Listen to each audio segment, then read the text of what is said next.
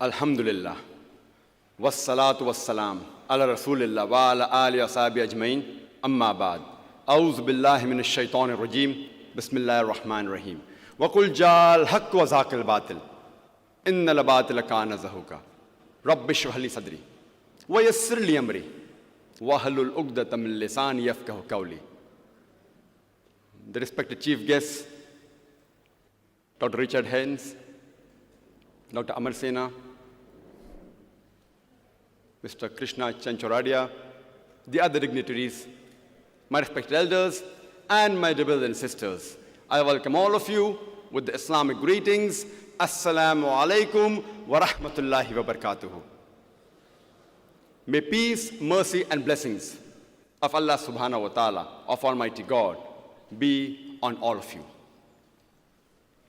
The topic of this evening's talk is Terrorism and Jihad, an Islamic Perspective. And many of you may be aware that more than 20% of the world population, they are Muslims. More than 1/5 of the world population consists of Muslims. But unfortunately, Islam is also a religion which has the maximum number of misconceptions. The people that have the maximum misconception about any religion as a whole is the religion of Islam, which also happens to be today the fastest growing religion of the world. And these misconceptions are increasing, especially after the 11th of September 2001.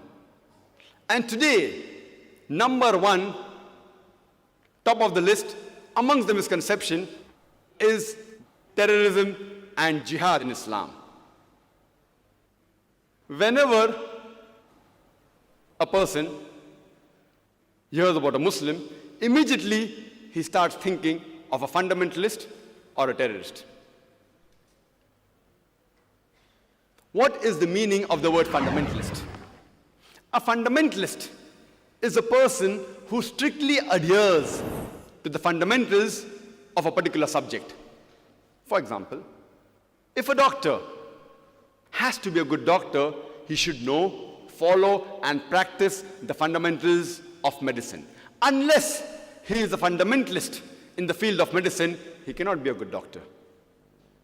For a scientist to be a good scientist, he should know, follow, and practice the fundamentals of science. Unless he is a fundamentalist in the field of science, he cannot be a good scientist. For a mathematician to be a good mathematician, he should know, follow, and practice the fundamentals of maths. Unless he is a fundamentalist in the field of maths, he cannot be a good mathematician. You cannot paint all fundamentalists with the same brush, that all are good or all are bad. Depending upon the field in which a person is a fundamentalist, you can label him accordingly, whether he is a good human being or a bad human being. For example, if there's a person who is a fundamentalist robber, a fundamentalist thief, whose profession is to rob, whose profession is to steal, he is a nuisance to society. He's not a good human being. On the other hand, if you have a fundamentalist doctor whose profession is to save human lives, then he's a boon for society. He's a good human being. You can't paint all fundamentalists with the same brush, that all are good or all are bad. Depending upon the field in which he's a fundamentalist, you have to label him accordingly. I am proud to be a Muslim fundamentalist because I know, I follow, and I strive to practice the fundamentals of Islam. And I know that there is not a single fundamental of Islam which is against humanity as a whole. And I challenge any human being in the world to point out a single fundamental of Islam from the authentic sources of Islam which is against humanity as a whole. There may be certain people who may find that certain teachings of Islam, certain teachings of Quran, they are against humanity. But the moment you give the logical reason for it, the statistical record of the world, there will not be a single human being who can point a single fundamental of Islam which is against humanity as a whole. That's the reason I say I'm proud to be a fundamentalist Muslim. And I say in the same breath that for a Hindu to be a good Hindu, he should be a fundamentalist in the field of Hinduism. Unless he's a fundamentalist Hindu, he cannot be a good Hindu. For a Christian to be a good Christian, he should be a fundamentalist in the field of Christianity. Unless he is a fundamentalist Christian, he cannot be a good Christian. If you read the Webster's dictionary, it tells us that the word fundamentalism was first coined, was first used to describe a group of American Christians who were called as Protestant Christians in the earlier part of the 20th century when they objected to the church.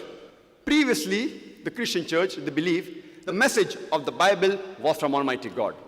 These Protestant Christians, they protested and they said that not only is the message of the Bible from God, but every word, every letter of the Bible is from God. If any human being can prove that Bible is the word of God, then this movement of fundamentalism is a good movement. On the other hand, if someone proves that Bible is not the word of God, then this movement is not a good movement. If you read the Oxford Dictionary says that fundamentalist is a person who strictly adheres to the ancient doctrine of any religion. But if you refer to the new edition, the revised edition of Oxford Dictionary, there's a slight change in the definition. It says that fundamentalist is a person who strictly adheres to any ancient doctrine of any religion, especially Islam. The word especially Islam has been added in the revised edition of Oxford Dictionary.